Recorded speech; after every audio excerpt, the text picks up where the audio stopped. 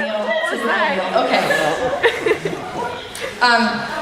So yeah, tonight we're going to be talking about the song By Our Love, and I decided to do things a little bit differently. I'm not going to go into like the whole background of it, and this song talks a lot about reaching out and showing that we're Christians by our love, and I decided to focus on one line in particular. It's the last line in every chorus and every verse, and they will know us by our love.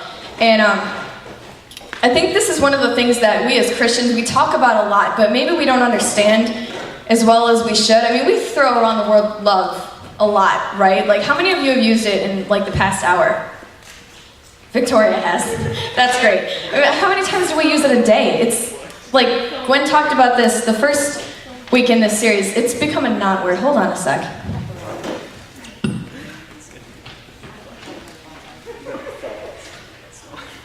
They're distracting. Now you can see a big bright screen behind you. Yeah, you can still see me, right? Yeah. That's good. It's a little ghosty with the light. I can see better. I like this. You're good. Good? Okay. Where was it? How often do you Right. We use love all the time. And that's another thing about love, is it's become such a non-word that we use it for everything. We use it in so many different ways. So I'm going to talk a little bit about some of the different kinds of love that we see in the Bible. But before I get into that, I have to talk about the different kinds of love. Because when we have story time, it might sound a little bit like I'm making fun of love, and I probably will be, but only certain kinds. I love So- Cheetos. That's one of the kinds, yes. So we're going to start with this bad love. I coined that term. And there's four kinds. They go from worse to maybe not so bad. But first is mania. That's obsessive love. That's the one we're all kind of scared of and don't really know how to deal with. I had personal experience with that. It was awkward. The second is ludus. That's love that's played as a game. That's another really bad one. Also had personal experience with it. Third one is pragma. That's love driven by the head, not the heart. I assume that this is the I love bacon, I love Cheetos sense of the word, which, you know, it doesn't sound so bad, but when you start throwing it around, it becomes a little bit of a problem. And then there's eros. That's passionate physical love or romantic love. And I debated about which category to put this in because in marital relationships, it's healthy, you know? It was created for a reason. However, none of you are married. So you're all middle and high school students, so this means pregnancy and death. So it goes in the bad love category. Okay, so there's good love. Philia and storge, they're both affectionate love, as like between family and friends. I don't really know what the difference is, but the Greek language says that there's a difference, so I'm not going to argue with them. And then there's agape, which is the selfless, unconditional love that we talk about when we talk about Jesus. Okay. So back to the song. I said earlier that the lyrics call us to show love for one another. And I think this is the verse that the song came out of. And it sounds simple, right? I mean, have love for one another. But like, what does that mean exactly? Does anybody know like how many times the word love appears in the Bible? It varies from different translations. Does anybody have a guess? A lot. 62. A lot. 62 times. Really? Which book? Living Translation. Okay. Just some numbers. In the NIV, it's there 697 times.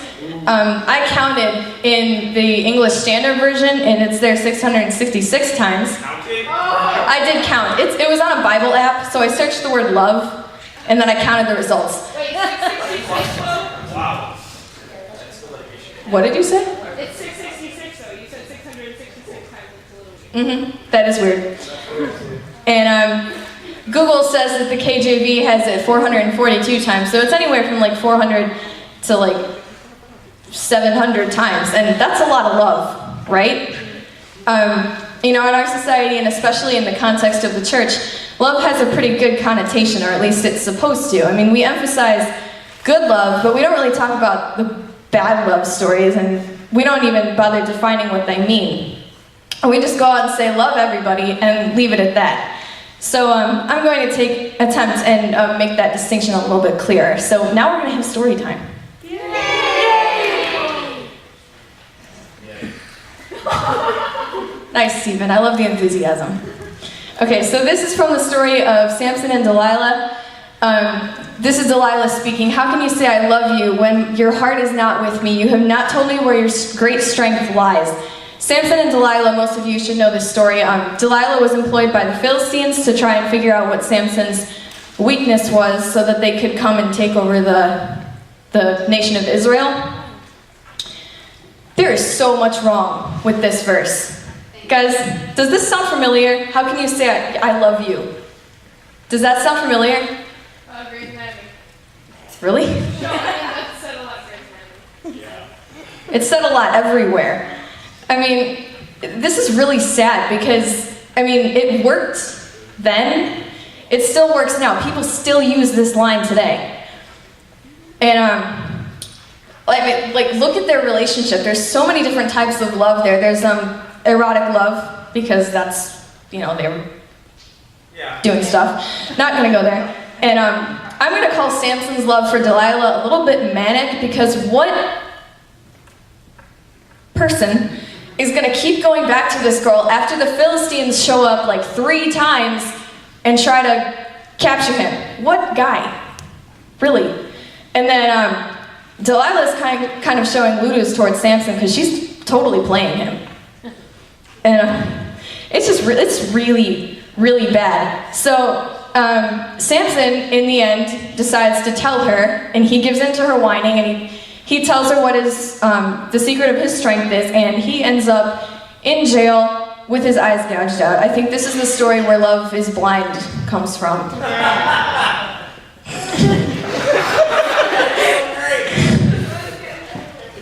Thank you, Alan. That just made my day. So yeah, call me crazy, but I would say that this whole showing love thing isn't working out too well for Samson. Moving on. So this is the story of Isaac and Rebekah. And the verse is, Isaac loved Esau because he ate of his game, but Rebekah loved Jacob. Esau and Jacob are their 2 sons. Notice, one parent loves one son, the other parent loves the other son.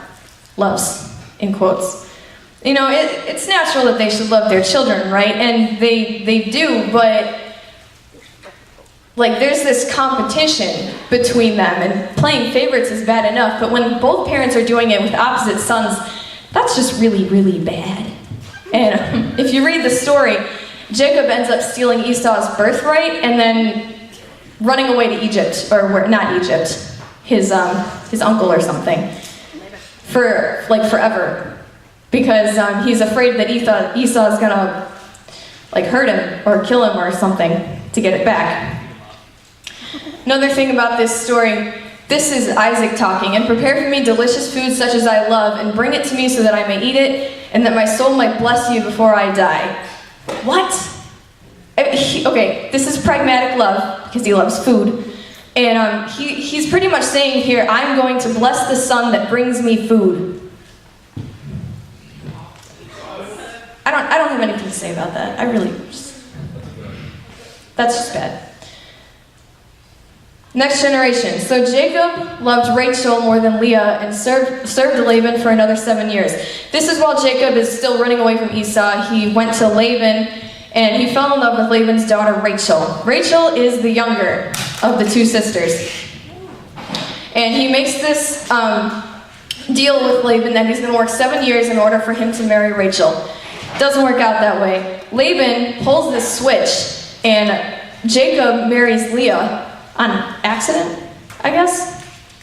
I don't know how you end up marrying one girl when you're supposed to be marrying another, but... What? Oh, the veil? Well, you would think that after the veil comes off, you would have noticed something. Maybe it was the wine, I don't know. I don't know. And I'm gonna go obsessive love on this one too, because he worked for 14 years for one girl. And, and he marries another one, and,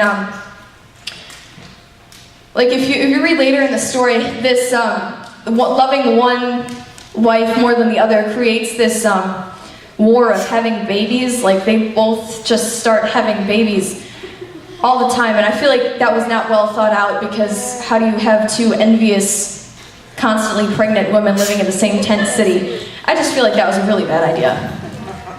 And then if you keep reading the story, the entire family ends up in slavery.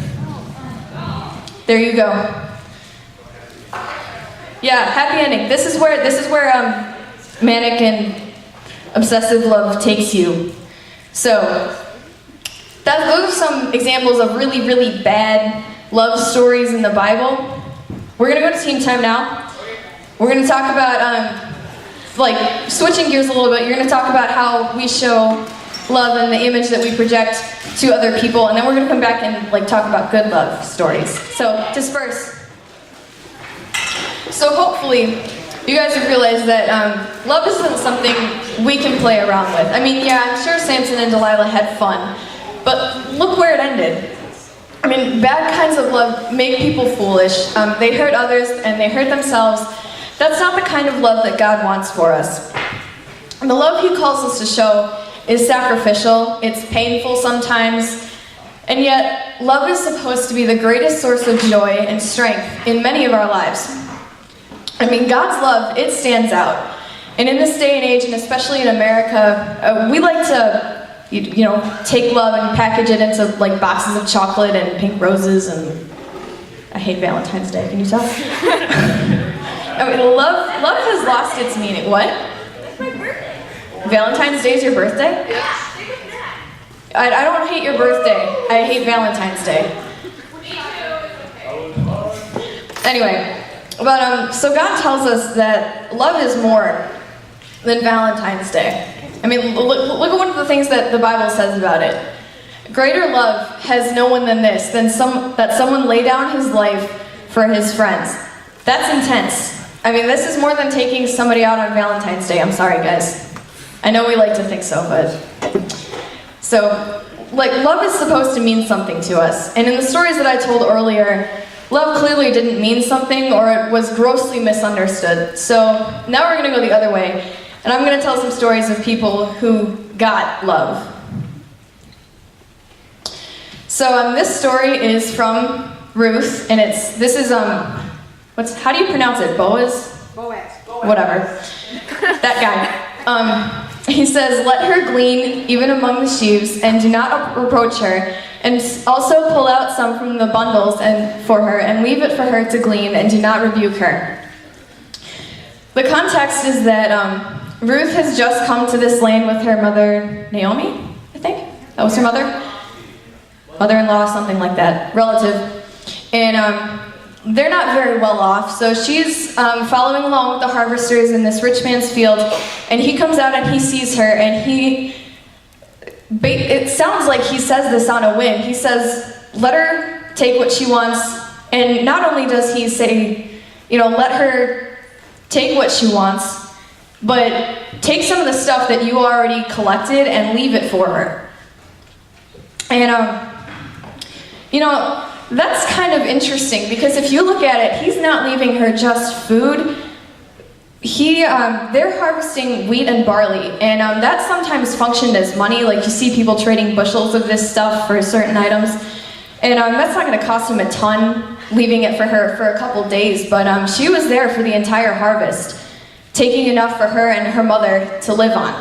And that kind of struck me as, no, he didn't put his life on the line. No, he's not giving up his fortune for this woman that he's never met, but he did something that made a difference to her. And it changed history, because Ruth is one of 4 women mentioned in the genealogy of Christ. So that was pretty cool. Next story. This is from Esther. It's another pretty famous story. Esther was a Jewish woman, and she lived in Persia, I think. And the king had this argument with his queen because she wouldn't come down to the banquet and let people look at her. So the king got rid of her, and he's like, well, I need a new queen. So he has this beauty pageant, and Esther wins. And she doesn't want to be there, and she's kind of grouchy about it, putting it mildly. And the king's right-hand man, his name is Haman, he hates the Jews, and he gets the king to sign this order that says on a certain day that the Persians can slaughter the Jews and take what they own and basically destroy them. Esther's cousin comes to her and he says, you have to do something. And she says this, then I will go to the king, although it's against the law, and if I perish, I perish. And in Persia, one doesn't just go to the king, one has to be invited. So, on penalty of death. So, Esther, she's got this huge weight on her shoulders, the lives of all of her countrymen, and she decides to put herself at risk and go to the king and ask to save her countrymen. And she does. And this is a really cool story because, I mean, Esther obviously hasn't met all of the Jews, but she loves her cousin enough that she's going to save all of these people that she's never met before. So that was pretty cool. And then, last one, this is a story of Rahab from Joshua. Rahab is the woman who hid the two enemy spies. And that was arguably even more braver than Esther's stunt, because Esther, when she went to the king, she and all of the Jews fasted for 3 days, and they prayed to God for protection. Rahab, she meets these two spies, and these spies are from Israel. Rahab lives in Jericho, and the spies are there basically so they can take over her city. And Rahab hides them on her roof. And that's pretty risky because she doesn't know these guys. They could be there to kill her. And if she gets caught hiding them, her countrymen are going to kill her. So that's kind of a really dangerous situation. And she just does it. You know, she sees these two men in need. She hides them on her roof. No questions asked, no strings attached. That's it. So, what do these stories show us? I mean, what is love really? I came to the realization as I was deciding how to end this message that the type of love that this song calls us to show, we can't. We're human. It's against our nature. Every kind of love that we know is flawed. I mean, this song speaks of agape love. You know, this perfect, selfless, altruistic, sacrificial love. And we humans, we're imperfect. But God isn't. The amazing thing about belonging to Christ is that He shows us His heart, and He gives us His heart. And His heart is agape love. And what this song is asking isn't impossible. It's just not possible for us to do on our own. So when we sing, "They will know we are Christians by our love," it's not really talking about the way that we love, but the way that Christ loves through us. This song tells of the life-changing grace that is ours through Jesus. Our love will never fulfill what those lyrics speak of, but God's love in us does. So this coming week before pause, you should all come. I want to reissue Jeff's challenge from last week and also make one of my own. So Jeff's challenge actually fits pretty well with my message this week, and that was to go up to somebody at school on Wednesday or whenever you guys are going back and do something to purposefully make their day better. You know, hold a door open, sit with somebody at lunch, carry their books, I don't know. You pick. Get creative. And so that was his challenge, and don't forget to tell him your stories because he wanted to hear them. So that was his challenge, and my challenge is to go home and make a list of the things that you love. And I'm not going to ask you to do anything fancy with it. I'm not going to ask you to, scratch things off the list because they're not supposed to be things that you love. But just reflect on it. And ask yourself if the things on that list are things that identify you as a Christian. Are they things that people can tell that God is active in your life by the things on that list? And when you're done with the list, ask God to work in your life to let people know that you are Christ by your love. So the band.